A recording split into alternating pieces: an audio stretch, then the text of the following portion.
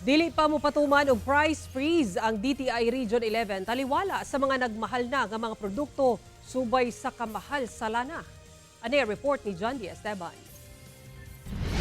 For basic necessities and prime commodities remain generally stable.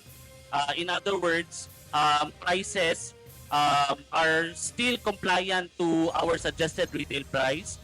Taliwala sa kamahal sa presyo sa petrolyo, kini ang pahayag sa Department of Trade and Industry, Davao Region. Busa, dili pa kuno panahon aron magpatuman og price freeze.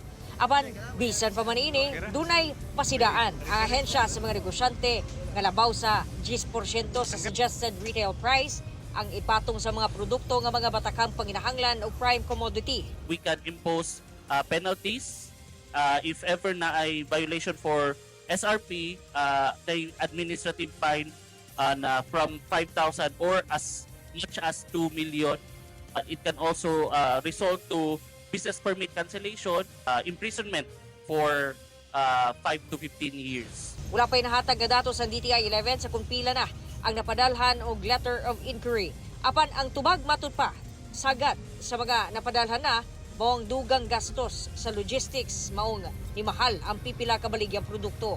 Hinuon taliwala sa sitwasyon sa kamahal sa petrolyo, ubay matud pa ka mga manufacturer ang nagpasalig nga dili magpasaka sa presyo sulod sa tulo kabulan ngadto sa 6 kabulan.